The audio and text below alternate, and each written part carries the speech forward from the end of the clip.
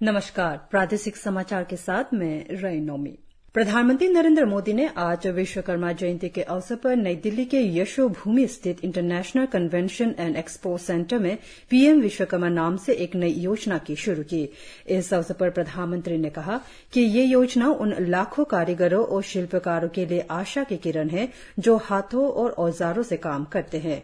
प्रधानमंत्री ने यशोभूमि को देश के प्रत्येक श्रमिक और प्रत्येक विश्वकर्मा को समर्पित किया। उन्होंने कहा कि विश्वकर्मा हजारों वर्षों से भारत के समृद्धि के मूल में रहे हैं। उन्होंने कहा कि प्रशिक्षण, प्रौद्योगिकी और उपकरण हमारे कारीगरों के लिए महत्वपूर्ण है। श्री मोदी ने कहा कि विश्वकर्मा भागीदारों को मान्यता देना समय की जरूरत है और उन्हें हर संभव माध्यम से सहयोग मिलना चाहिए। मुख्यमंत्री पेमा खांडू ने कहा कि राज्य सरकार पीएम विश्वकर्मा के समान एक प्रमुख योजना शुरू करेगी। ये बात श्री खांडू ने आज ईटानगर से वर्चुअल माध्यम से पीएम विश्वकर्मा योजना के उद्घाटन समारोह में भाग लेते हुए कहा। उन्होंने कहा कि राज्य सरकार की ये योजना उन कारीगरों को समायोजित करेगी जो राष्ट्र योजना से चूक जाएंगे। श्री खांडू ने कहा कि पीएम विश्वकर्मा योजना बड़े पैमाने पर देश के कारीगरों को फायदा पहुंचाएगा। इस अवसर पर केंद्रीय पृथ्वी विज्ञान मंत्री किरण रिजिजू ने कहा कि पिछले 7-8 वर्षों में देश में अरुणाचल प्रदेश में सबसे तेज विकास देखा गया। उन्होंने कहा कि अच्छी सड़क, पानी, बिजली आदि जैसी बुनियादी सुविधाएं राज्य के लगभग हर नागरिक तक पहुंच गई है और अब सरकार का अगला चरण आश्रयजन, बेहतर स्वास्थ्य और शिक्षा सुविधाओं आदि के माध्यम से उनके लिए जीवन की गुणवत्ता को बेहतर बनाना होगा। केंद्र सरकार ने संसद के विशेष सत्र से पहले आज शाम सर्वदलीय बैठक बुलाई है। संसद का 5 दिन का विशेष सत्र कल से शुरू होगा। विशेष सत्र के पहले दिन लोकसभा में संविधान सभा की बैठक से लेकर 75 वर्ष की संसदीय यात्रा पर चर्चा होगी।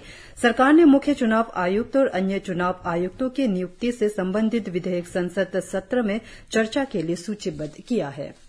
राष्ट्रपति द्रौपदी मुर्मू और उपराष्ट्रपति जगदीप धनखड़ ने आज प्रधानमंत्री नरेंद्र मोदी को उनके जन्मदिन पर शुभकामनाएं दी है। राष्ट्रपति ने अपने संदेश में आशा व्यक्त की कि वे अपनी दूरगामी दृष्टि और मजबूत नेतृत्व से अमृतकाल में भारत के समग्र विकास का मार्ग प्रशस्त करेंगे। सोशल मीडिया पोस्ट में श्री धनखड़ ने कहा कि श्री मोदी के दूरदर्शी नेतृत्व, मिशनरी भावना और अनुकरणीय निष्पादन से भारत को अभूतपूर्व प्रगति और महत्वपूर्ण परिवर्तन की ओर अग्रसर किया है। केंद्रीय पृथ्वी विज्ञान मंत्री किरण रिजिजू ने शनिवार को ईटानगर के राजभवन में राज्यपाल लेफ्टिनेंट के.टी. पटनायक से मुलाकात की। बैठक में उनकी चर्चा विकासात्मक परियोजनाओं के लिए विज्ञान और प्रौद्योगिकी में हाल की प्रगति का लाभ उठाने पर केंद्रित थी।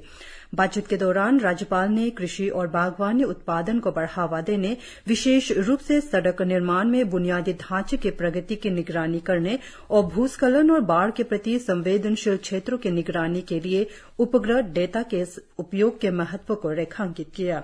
राज्यपाल ने केंद्रीय मंत्री से रियल टाइम डेटा प्रदान करके राज्य सरकार की सहायता करने का आग्रह किया।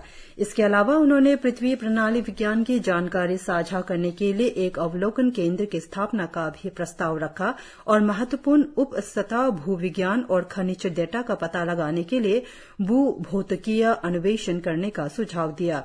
इस बीच केंद्रीय मंत्री ने इन प्रयासों में राज्य को आवश्यक समर्थन देने की उत्सुकता व्यक्त की।